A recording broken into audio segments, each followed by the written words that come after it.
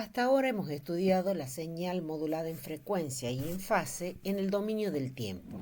Sin embargo, si queremos conocer cuál es su espectro, cuál es el ancho de banda que ocupa, tenemos que estudiarla en el dominio de la frecuencia. En general, una señal de FM es representada por la siguiente expresión, o sea, es una señal no periódica representada por la expresión BC por el coseno de omega C por T más MF seno de omega MT, donde si fuese de PM, la única diferencia es que aquí diría en el índice de modulación, en vez de decir M sub F, diría M sub P. O sea que la señal de PM tiene exactamente la misma forma. Por lo tanto, el análisis que vamos a hacer a partir de ahora vale tanto para FM como para PM. Teniendo esta señal, ¿no es cierto? Recordando cómo habíamos hecho en AM que habíamos aplicado propiedad distributiva, si hago lo mismo y empiezo a trabajar esta señal no periódica, acá yo tengo el coseno de la suma, o sea, como el coseno de A más B. Y aplicando identidades trigonométricas dice que el coseno de la suma de dos ángulos es igual al producto de los cosenos de cada ángulo menos el seno de cada ángulo. Entonces, me va a quedar que esto es igual a B sub C por el coseno de omega C por T por el coseno de M sub F seno de omega MT menos el seno de omega CT por el seno de MF por el seno de omega MT. Y acá nos encontramos con algo que no es tan sencillo de resolver, puesto que tenemos el coseno de un ángulo múltiple, el coseno del seno de algo. O sea, no solo está multiplicado por un factor, sino que es el coseno del seno y el seno del seno. Bueno, esto se resuelve aplicando las funciones de Bessel de primer orden o de primera especie. En estas funciones sale que la tensión en este caso va a ser igual a. Y a partir de ahora, en vez de llamarle M sub F, como hemos dicho que vale para FM y para PM, le voy a poner simplemente M.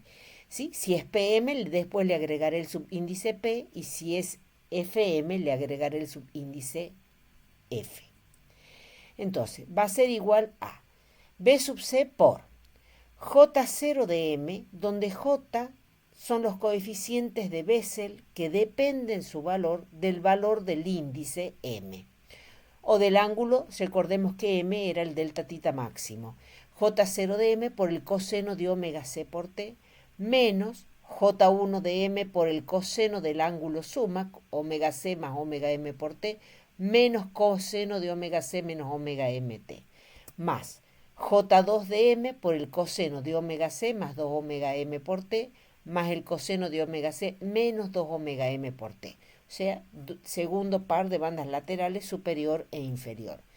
Menos J3 de M por el coseno de omega C más 3 omega MT menos el coseno de omega C menos 3 omega MT. Tercer par de bandas laterales. Más J4 de M por el coseno de omega, etcétera, etcétera. Donde observamos entonces lo siguiente. Cuando sea para los términos impares, entonces hemos dicho primero que los J son los llamados coeficientes de Bessel y que su valor va a depender del valor de M. Ya vamos a ver cuánto valen estos coeficientes de Bessel. Hay tablas que lo determinan. Hay también funciones y en la página también tienen una tablita Excel donde ingresan el valor de M y les devuelve el valor de los J. Entonces, tenemos que observamos entonces que tenemos una fundamental a frecuencia omega C o una central, luego tenemos un primer par de bandas laterales, un segundo, un tercero, un cuarto, etcétera, etcétera. O sea que la primera observación es que un tono produjo infinitos pares de bandas laterales, todos separados a una distancia omega m o fm uno de otros. O sea, distanciados la cantidad fm unos de otros. Segundo, los términos impares, acá aparece un menos, mientras que en los pares está el más. cuando suma los cosenos de las bandas laterales superior e inferior. Entonces los impares tienen un menos y los pares tienen un más. Ya vamos a ver cuando veamos fasorialmente qué significa ese más y ese menos. Lo mismo sucede con que los términos impares se restan y los pares se suman. Entonces, a diferencia de AM, que un tono generaba un par de bandas laterales, aquí tenemos que un tono genera infinitos pares de bandas laterales. Por lo tanto, aparentemente, el espectro es infinito, o sea, el ancho de banda de esta señal, el ancho de banda teórico de la señal modulada en frecuencia o en fase, es infinito.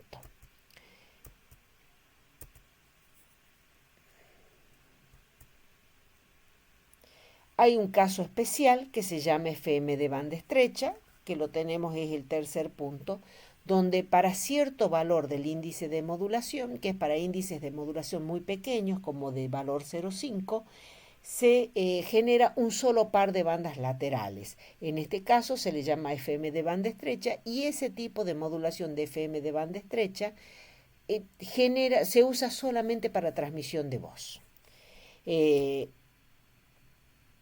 En AM la amplitud de la portadora no depende del índice de modulación, mientras que acá la frecuencia central, ¿no es cierto?, la que está a frecuencia FC, va a tener amplitud J0BC. Por lo tanto, como J0 depende del valor del índice de modulación, va a depender del índice de modulación. Veamos la tabla, analicemos la tabla. Esta es una tabla donde me da los valores de los coeficientes de Bessel desde el valor desde n igual a 0 a n igual a 15. ¿Sí? N es el número de bandas. ¿Sí? Donde en el eje horizontal tenemos los J y en el eje vertical tenemos los valores de MF o de M o de delta tita. Entonces observamos que tenemos el índice de modulación, tenemos J0 que es el módulo de la frecuencia central. Observamos que cuando MF es igual a 0, o sea cuando el índice de modulación es 0, lo cual quiere decir que no hay modulación, el J0 toma el valor 1, o sea que la componente de frecuencia FC, F de portadora, tiene valor B sub C. Entonces, J0 toma el valor 1. Podemos observar también que vemos que aquí el valor de J0 decrece y que hay un valor, por ejemplo, cuando el índice de modulación vale 2,4, que el J0 vale 0. O sea que habrá momentos que el J0 tiene un valor 0, o sea, no está la portadora. Observamos entonces que primera observación, que el valor de la portadora o sea, acá no hay una portadora neta, o sea, hay una frecuencia central que está a frecuencia FC, y el valor de esa componente depende del valor del índice de modulación. Luego seguimos observando y vemos que tenemos en esta tabla desde J1 hasta J15, que son hasta la banda lateral número 15 pusimos. Hay tablas que contemplan mayor número de bandas laterales. Luego tenemos, está marcado ahí índice de modulación para el cual la portadora se hace 0 y donde observamos que cuanto más grande es el índice de modulación, mayor es el número de bandas laterales.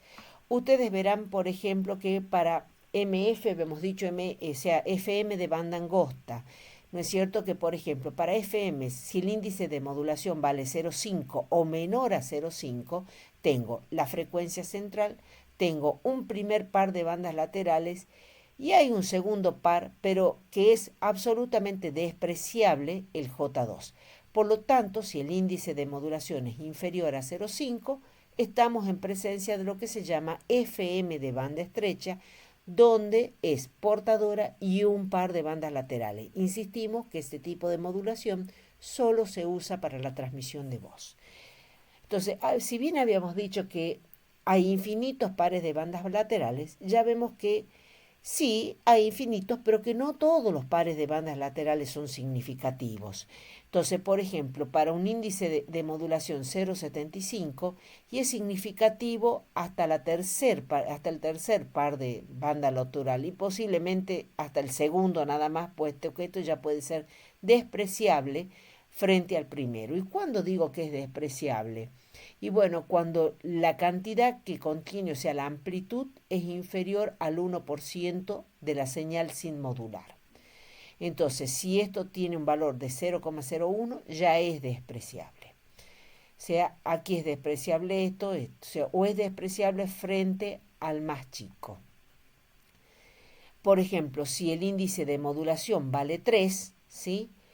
Tendré posiblemente solamente cuarta hasta la cuarta banda lateral, entonces va a ser significativo. Entonces, según esto, a mayor índice de modulación, mayor número de bandas laterales, lo cual nos podría llevar a pensar que cuanto mayor es el índice de modulación, mayor es el ancho de banda. Lo cual no es tan así, porque puede ser que tenga muchas bandas laterales, pero todas muy juntitas, separadas muy poquitos o una de otras. O bien, pocas bandas laterales y muy separadas. Entonces, el número de bandas laterales no me dice nada acerca si el espectro tiene un ancho de banda grande o no. Bien, sigamos. Entonces, si graficáramos las funciones de Bessel, donde en el eje de las y tenemos el valor de la función de los j y en el eje de las x tenemos los valores de índice de modulación, o sea, de delta tita o de m.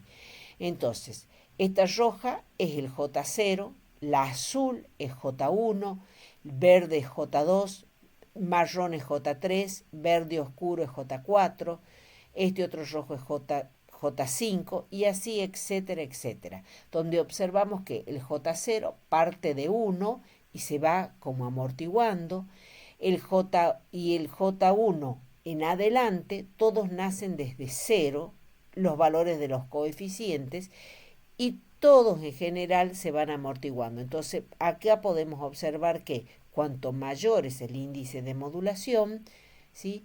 Mayor es el número seguramente de bandas laterales, o mayor es el número de los J significativos, pero es probable que estén más juntitas las bandas laterales unas que otras. Ahí les dejo otras funciones, otra tabla también a disposición. Y veamos, por ejemplo, dos espectros de FM. Uno que tiene un índice de modulación de 0,5 y otro que tiene un índice de modulación de 4. Entonces, levantando de las tablas, encuentro el J0, el J1, el J2, el J3, ¿sí? El J4, etcétera, etcétera. Estos son los valores de los coeficientes, ¿no es cierto?, para n igual a 0, 1, 2, 3, 4. Si grafico, y por ejemplo en este caso que tengo un índice de modulación igual a 4 y con un FM, por ejemplo, de 0,5 kHz y tengo un delta de F de 2 kg, grafico y tengo esta señal. Ahora bien, ese sería el espectro en este caso. Ahora bien, con un índice de modulación m igual a 5 y una FM de 4 kilos, ¿no es cierto? Tengo un solo par de bandas laterales, esta es la central, y sin embargo estamos viendo que el ancho de banda de esta segunda señal es mayor que el ancho de banda de la primera. Esto se debe principalmente a que el índice de modulación en FM es igual a delta de F sobre FM. Entonces, si un índice de modulación chica me está diciendo que tengo una FM grande, ¿sí? Entonces, el índice sale chico y habrá pocas bandas laterales, pero como FM es grande, están muy espaciadas unas de otras, ¿sí? Entonces, acá tenemos un ejemplo de lo que habíamos mencionado cuando estuvimos viendo la tabla. Bien, entonces, ¿qué ancho de banda tiene la señal en definitiva? Bueno, el señor Carson inventó la regla de Carson que me permite adoptar un ancho de banda práctico. El señor Carson hizo el cálculo de la potencia que lleva una señal o la energía que lleva una señal de FM y calculó dónde está el 99% de la, o sea, dónde está contenido, en qué pedazo del espectro está contenido el 99% de la energía. Y llegó a una expresión aproximada donde dice que el ancho de banda práctico de la señal modulada en frecuencia o en fase es igual a 2 veces el delta de F máximo más FM máximo. Entonces entendamos que este es un valor aproximado del ancho de banda, ¿sí? Que el valor exacto del ancho de banda sería de sacar todas las componentes de los J y decir este es el exacto. Nosotros vamos a trabajar con el ancho de banda aproximado que sale de acá de la regla de Carson. ¿Y cuántas bandas laterales significativas tengo que considerar según Carson? Bueno, entonces si decimos que las bandas laterales significativas son las que tienen una magnitud igual o mayor al 1% de la portadora no modulada, entonces, por ejemplo, veamos este ejemplo que tenemos a la derecha. Tengo frecuencia de portadora y tengo 3 pares de bandas laterales. Entonces, en este caso tengo que el ancho de banda es de 6 FM, o sea que es 2, ¿sí? 2 por banda lateral superior y banda lateral inferior, o sea, 2 por 3, que es el número de pares de bandas laterales, y por FM, o sea, es 2 por el número de bandas laterales y por FM. Por lo tanto, si yo digo que el ancho de banda es 2 por el número de banda lateral y por FM, y que esto es igual, y lo hago igual al ancho de banda de Carson, nada más que en vez de delta de F, saco factor común FM máximo, y me queda delta de F máximo sobre MF, me queda MF, entonces llego a la conclusión de que el número de bandas laterales aproximado es MF más 1. Por lo tanto, si a mí me dicen que la señal tiene un índice de modulación igual a 4, entonces tendrá aproximadamente 5 pares de bandas laterales significativas. ¿Y qué potencia lleva esta señal modulada en frecuencia? Y bueno, entonces tendré que hacer la suma de las componentes de todas las potencias. Pero primero vamos a decir que cuando la señal está sin modular, y está solamente sobre la antena, se está aplicando solo la señal de la portadora, la potencia que desarrolla sobre una resistencia R la portadora es igual a BC cuadrado sobre 2R. Recordemos que esta es una potencia eficaz o efectiva, por eso está el valor 2. Entonces, esa sería la potencia que desarrolla sobre una resistencia R la portadora sin modular. Ahora bien, si una vez que la modulo, voy a hacer el cálculo, una vez que la modulo tengo las infinitas componentes y voy a calcular la potencia que desarrolla, o sea, voy a sumar los aportes de cada una de estas bandas laterales. Entonces digo que la potencia que lleva la señal modulada será el aporte, o sea, B0 cuadrado, o sea, de la central dividido en 2R, más 2 veces de del par de banda lateral superior e inferior 1, por eso pongo 2. Como tienen la misma amplitud, directamente multiplico por 2. Más 2 por la tensión de la banda lateral del segundo par de bandas laterales, dividido en 2R, más 2 por la tensión al cuadrado de la tensión del tercer par de banda lateral dividido en 2R, etcétera, etcétera, más 2 veces B sub n al cuadrado sobre 2R. Donde, si yo pongo cuál es la tensión de la frecuencia central, es J0 de M por BC sobre 2R. ¿Cuál es la tensión del primer par de bandas laterales? Es J1BC, entonces J1BC al cuadrado sobre 2R. La amplitud de la tensión del segundo par de bandas laterales será J2BC al cuadrado sobre 2R, desarrollo así cada uno, saco factor común BC cuadrado sobre 2R y me queda que la potencia que lleva la señal modulada en frecuencia es BC cuadrado sobre 2R por la suma de J0 cuadrado más 2J1 cuadrado más 2J2 cuadrado más 2J3 más 2JN al cuadrado. Por la cuarta propiedad de las funciones de Bessel de primer orden y argumento m, dice que la suma de los j al cuadrado es igual a 1, por lo tanto, lo que tenía entre paréntesis es exactamente igual a 1, y reemplazando me queda que la potencia de la señal modulada es igual a bc cuadrado sobre 2r.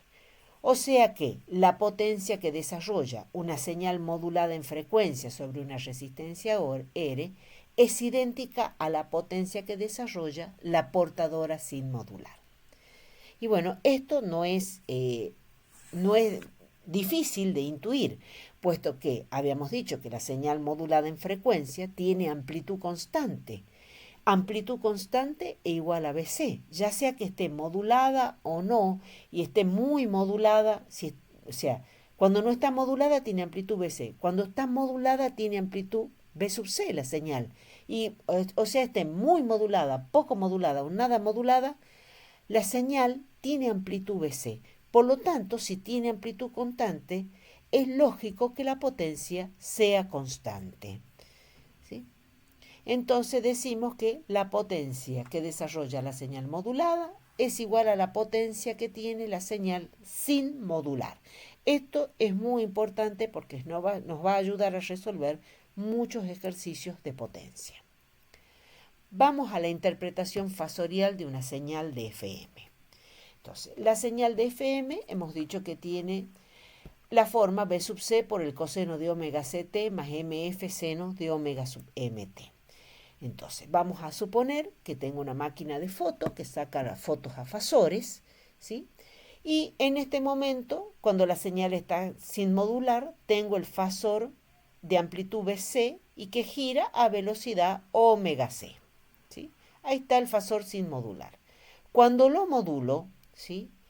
Este fasor va a tener una variación en la frecuencia omega C más K omega por BM, o sea, más el delta de F o delta de omega.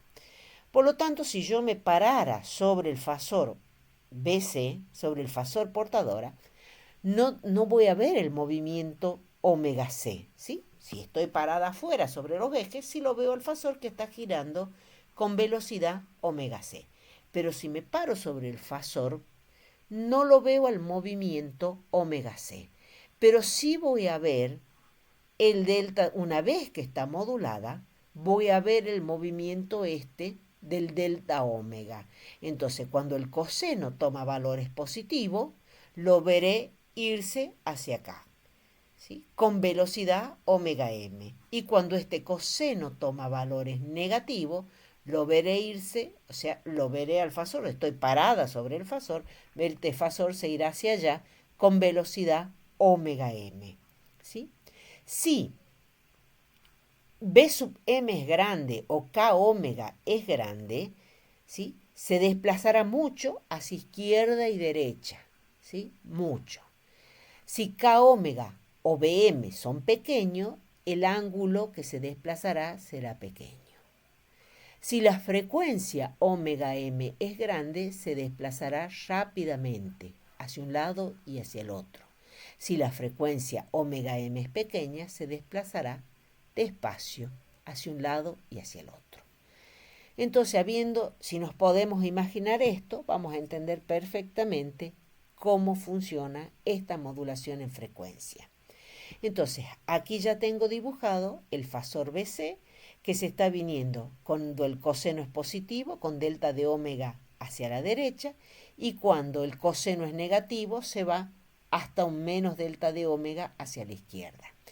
En el camino, o sea, en su posición máxima, ¿sí? Llega al valor delta tita, y en el momento que el coseno empieza a tomar valores negativos y por lo tanto emprende hacia el otro lado. Entonces, esta delta tita será el índice de modulación. Por lo tanto, esta sería como lo vamos a imaginar fasorialmente a este fasor. Desde afuera, si ahora yo me paro sobre los ejes, voy a ver que cuando el delta tita toma valores positivos, el fasor gira a velocidad, aumenta su velocidad porque gira a omega c más delta de omega. Y que cuando el coseno está tomando valores negativos, el fasor gira a menor velocidad, puesto que gira omega c menos el delta de omega. Insisto, el ángulo máximo que describe es el delta tita. Veamos ahora cómo se arma este fasor. Supongamos, para hacer más pequeño el ejemplo y más sencillo y más didáctico, simplemente una señal que tiene 3 pares de bandas laterales. Entonces tiene un primer par de banda lateral de amplitud J0BC que gira con frecuencia omega C. Entonces tengo acá en morado, le saqué una foto con mi fasor, con mi máquina de foto le saqué una foto al fasor y está justo en ese instante ahí y va a girar con velocidad omega C y tiene amplitud J0BC. Ahora le voy a sumar el primer par de bandas laterales, que es J1 por el seno de omega C, o sea, banda lateral superior y banda lateral inferior. Entonces, por propiedades de las señales, ¿sí?, vamos a tener que estos dos fasores que están girando a velocidad omega m con respecto al fasor portadora, o sea, si yo estoy parada sobre el fasor portadora, lo veré al fasor banda lateral superior 1 girar hacia este lado y al fasor banda lateral inferior 1 hacia el sentido contrario. Como describen ángulos iguales, como tienen la misma velocidad angular, describen ángulos iguales en tiempos iguales. Por lo tanto, la resultante de estos dos fasores aparece, ¿sí?, y por este signo menos, aparece a 90 grados, ¿sí?, ahora estamos entendiendo qué significa este menos, aparece a 90 grados del fasor central en este caso. Ahora vamos a poner el segundo par de bandas laterales, que como tiene un más con respecto a este, ya nos estamos imaginando que está a 90 grados. La resultante de las bandas laterales 2 está a 90 grados del resultante de las bandas lateral 1, ¿sí? Y efectivamente tenemos que la resultante de las bandas laterales 2, que se compone de la suma de banda lateral superior 2 más banda lateral inferior 2, tiene una resultante que está a 90 grados de la resultante de la banda lateral 1. Y en general vamos a decir que las bandas laterales impares están en paralelo y que las bandas laterales pares están todas en paralelo entre sí. Y que las pares y las impares están a 90 grados unas de otras. Ahora le sumo el tercer par de bandas lateral y tenemos ahí el tercer par de bandas laterales, que son J3BC, donde tengo la banda lateral superior que está girando a 3 omega m con respecto al fasor portadora, y la banda lateral inferior 3 que está girando a menos 3 omega m con respecto al fasor central.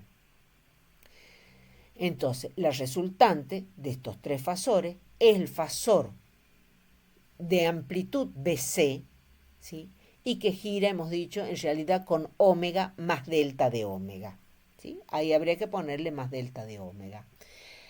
Si el índice de modulación fuese distinto y hubiese mayor cantidad, o sea, si modulo más, por ejemplo, si el índice de modulación aumenta, ya sea porque aumentó el KF, porque cambié el modulador, o porque aumenté BM, o porque hice otra cosa, si yo logré aumentar el índice de modulación por algún motivo, y tuviese, por ejemplo, mayor número de bandas laterales, entonces las bandas laterales puede ser de que aparezcan en otro sentido, o sea, el J0 hacia el otro lado, pero la suma total de todas las bandas laterales va a seguir dando el fasor de amplitud BC, ¿sí? O sea, la resultante de todas las bandas laterales va a seguir dando el fasor BC.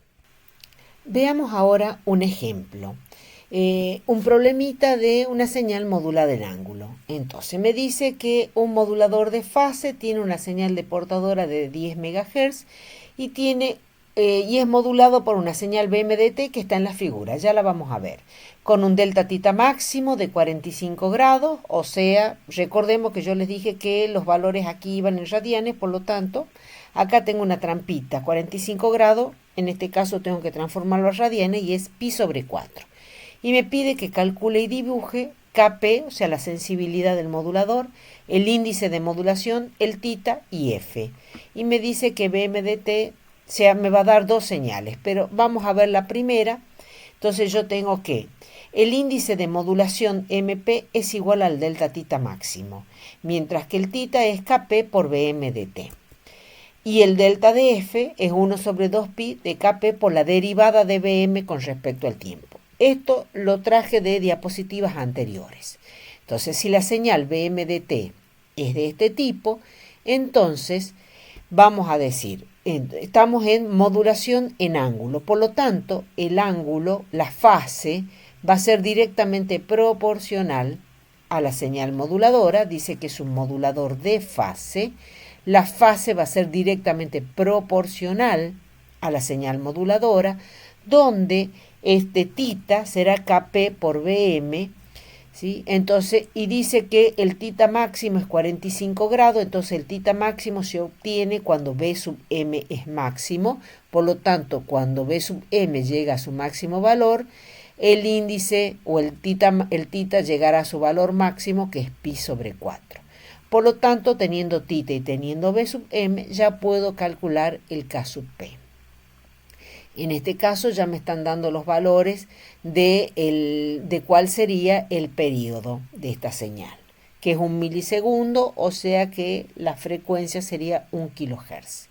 Si voy a calcular la frecuencia, recordemos que la frecuencia era 1 sobre 2pi, ¿no es cierto? Tiene que ser proporcional a la derivada, o sea, la frecuencia es igual a la derivada del ángulo. Por lo tanto, si yo calculo la frecuencia será Fc, ¿sí? Y a Fc se le sumará y se le restará, ¿no es cierto?, la señal. Entonces, sobre Fc voy a tener más delta de F, ¿sí? Es Fc más delta de F la frecuencia, y el delta de F es proporcional a la derivada de la señal moduladora. Entonces digo, si esta es la señal moduladora, la derivada de una recta de pendiente positivo es un valor positivo. Entonces le sumaré el delta de F. En este pedacito, en este tramo, tengo una recta de pendiente negativa, por lo tanto la derivada será un valor constante negativo, ¿sí? Por lo tanto se restará el valor el valor delta de F, donde observemos que esta pendiente tiene mayor valor que esta, por lo tanto lo que le resto es mayor cantidad. Entonces la frecuencia queda de esta manera. Si yo quisiera visualizarla a esta señal, tengo en todo este tramo, o sea, desde 0 hasta 0,9 milisegundos, la señal tiene frecuencia constante igual a Fc más, o sea, de valor frecuencia máxima, ¿sí? Entonces una señal de amplitud constante y frecuencia F máxima. Y luego, desde 0,9 milisegundos a 1 milisegundo, tiene amplitud constante y frecuencia F mínima, o sea, una frecuencia mucho menor en este pequeño intervalo. Las señales de FM y PM son muy parecidas, entonces surge la idea de lograr una a partir de la otra.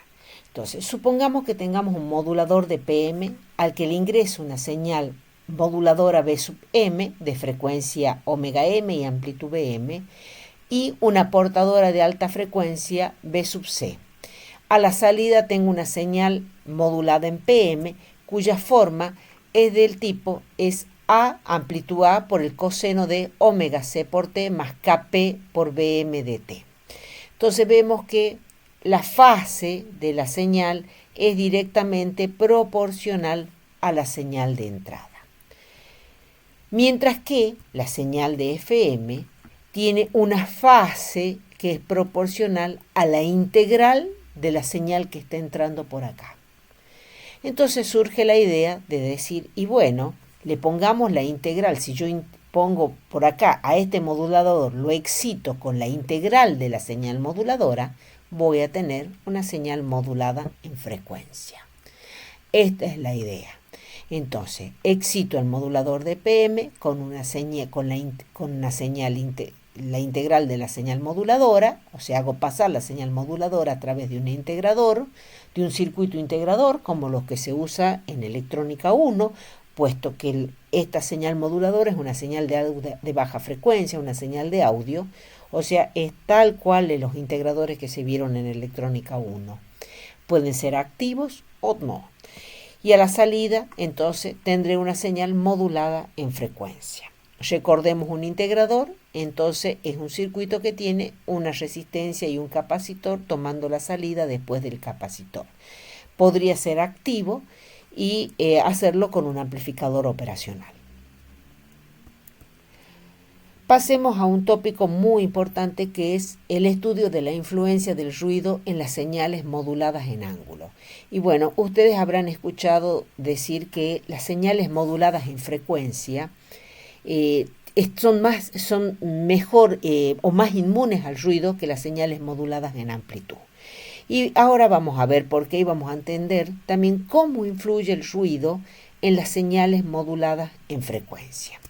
Entonces, supongamos que tenemos de nuevo, vamos a tener que usar la imaginación, entonces yo tengo mi señal de amplitud BC, esta señal cuando no está modulada está girando a velocidad omega C, cuando la modulo gira a velocidad omega C más delta de omega. Entonces tengo mi fasor de amplitud BC que está girando a esa velocidad.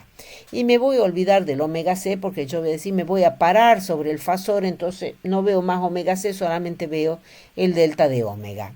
Estoy en una señal modulada en frecuencia en este caso. Le voy a sumar un ruido, un fasor de ruido, ¿sí?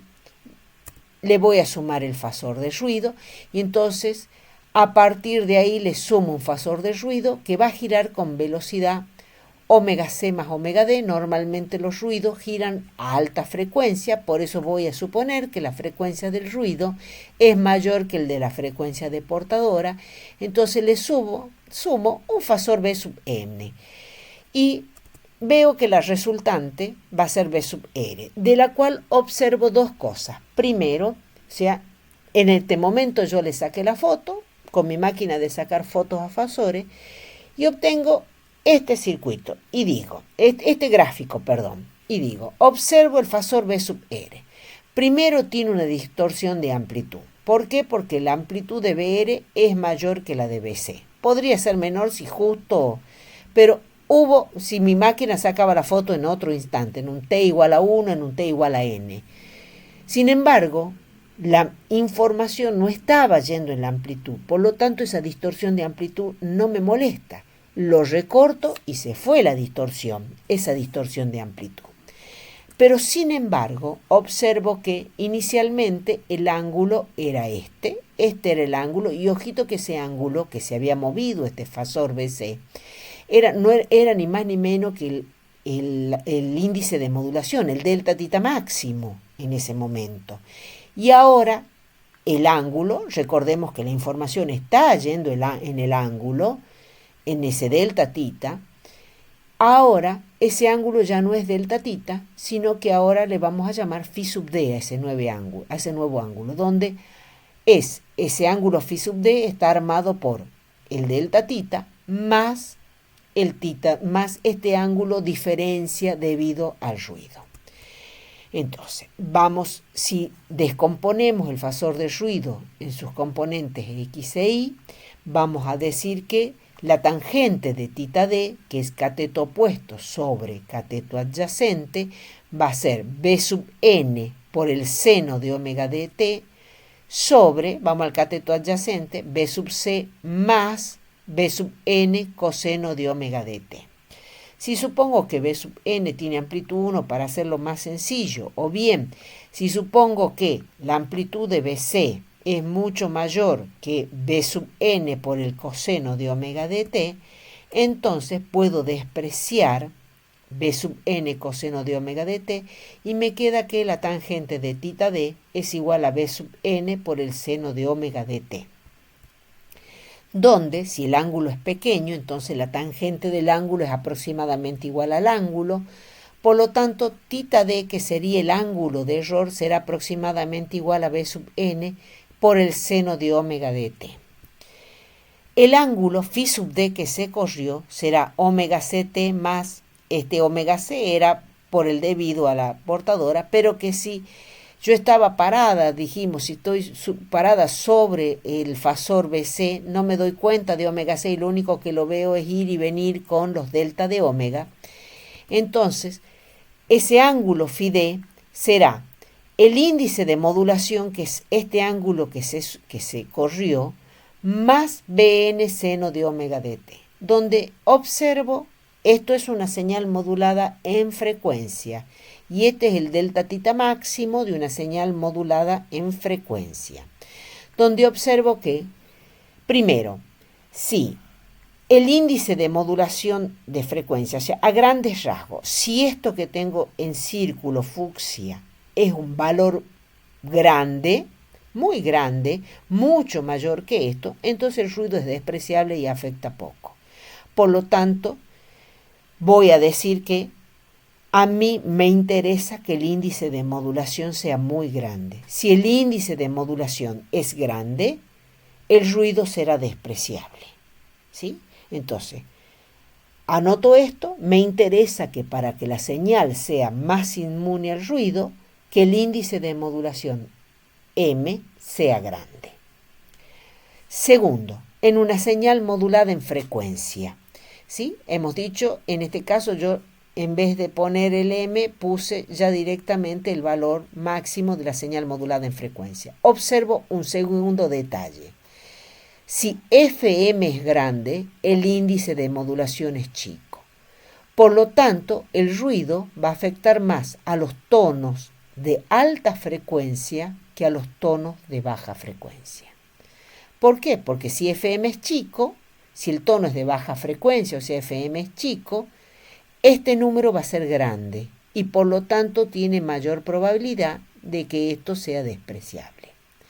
Entonces, de esta expresión hemos sacado dos conclusiones. Primero, la primera conclusión, me interesa que el índice de modulación sea lo más grande posible. Tendré que ver de qué manera logro índices de modulación grande, o sea, delta tita grande, porque ese delta tita grande me garantiza inmunidad al ruido. Segundo detalle que hemos observado, cuando la señal está modulada en frecuencia, observo que el ruido afecta más a los tonos agudos que a los graves. Y si las señales fuesen fase, bueno, resulta que el índice de modulación de fase no dependía de la frecuencia modulada. Por lo tanto, vamos a decir que en las señales moduladas en fase, el ruido afecta de la misma manera a todos los tonos. O sea que este problema de que afecta más a los agudos es solamente para FM. Sigo con el análisis y digo, voy a calcular la frecuencia y voy a calcular la desviación que produce, la desviación de frecuencia producida por el ruido, y donde llego a la conclusión, ¿no es cierto?, que la máxima desviación de frecuencia será B sub n por la frecuencia diferencia del ruido. Entonces, lo cual me lleva a decir que las frecuencias de ruido que producen componentes en el extremo alto del espectro de frecuencias de señal moduladora producen más desviaciones de frecuencia para la misma desviación de fase que las frecuencias que están en el extremo bajo.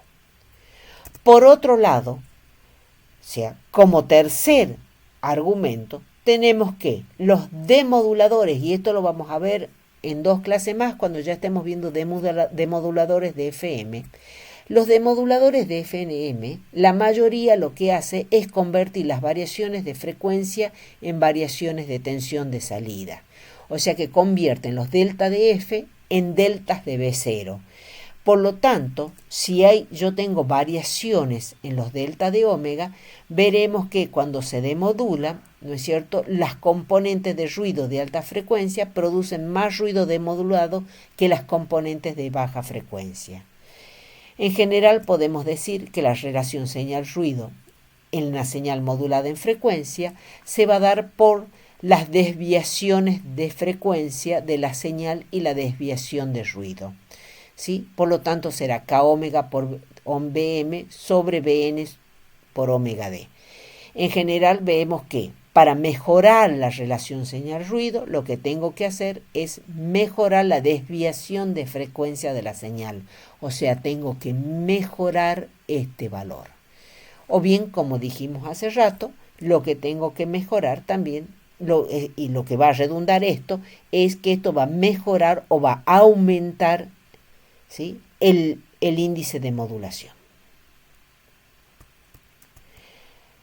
Y entonces, estamos diciendo que el ruido en las frecuencias más altas de señal moduladora tienen en forma inherente mayor amplitud que en las frecuencias más bajas. O sea que el ruido afecta más a los tonos altos que a los tonos bajos. Insisto, esto es solo para señal modulada en frecuencia. Segundo, para señales moduladas con nivel uniforme de amplitud, lo que se llama respuesta plana del micrófono, suponiendo que todos los tonos tienen la misma BM. Se produce una relación no uniforme de señal a ruido. Las frecuencias más altas de la señal moduladora tienen menor relación de señal a ruido que las frecuencias más bajas. Para compensar este problema es que se enfatizan o se refuerzan en amplitud las señales de baja frecuencia. Las de alta frecuencia. Entonces, para compensar este refuerzo, se atenúan o se desenfatizan las señales de alta frecuencia en el receptor después de hacer la demodulación. En síntesis, la red de preénfasis va a permitir, el preénfasis va en el transmisor, va a permitir que las señales moduladoras de alta frecuencia modulen a la portadora a un grado mayor y así causen mayor desviación de frecuencia que la que producirían las frecuencias de menor valor. Veamos entonces qué sería una red de preénfasis. Entonces, vemos que a partir de una red de preénfasis, entonces es una red que va a aumentar la ganancia a partir de una determinada frecuencia. O sea que a partir de un determinado valor, yo le voy a enfatizar, lo cual quiere decir que le voy a dar mayor valor a esos tonos. Y por supuesto el preénfasis está en el receptor, en el transmisor, y en el receptor tendré que hacer el efecto contrario para compensar, por lo tanto tendré que poner un de énfasis. Esta es la característica de un de énfasis, ¿sí? Entonces, la cuestión es que entre el preénfasis y el de énfasis tengo un efecto neto de 0 dB. Normalmente esta frecuencia a la que se produce, de la cual se empieza a enfatizar, es de 2,12 kHz y esto está normalizado, como está normalizado ambas pendientes para que puedan cancelarse, o sea, esta está en el transmisor y esta está en el receptor, para que cuando yo reciba o recepcione la señal se disminuya ese efecto. En FM se logra una mejora de 12 dB en cuanto al desempeño contra ruido cuando se usan los efectos de preénfasis y de énfasis.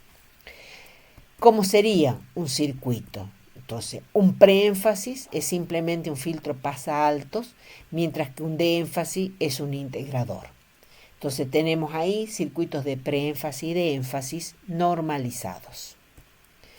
El tau en ambos casos es de 75 microsegundos, insisto, normalizados, lo cual da una frecuencia de corte de 2,12 kHz.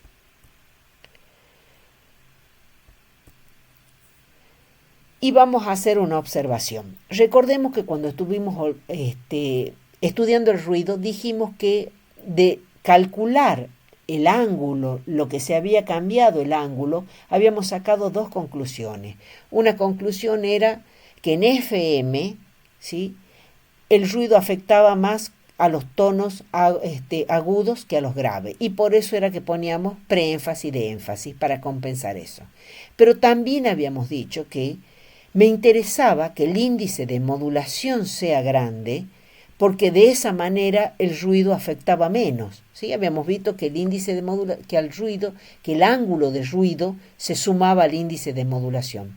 Por lo tanto, no es lo mismo que, lo voy a decir en grados, ya que normalmente lo imaginamos en grados, no es lo mismo, supongamos que el ángulo de ruido sea 5 grados.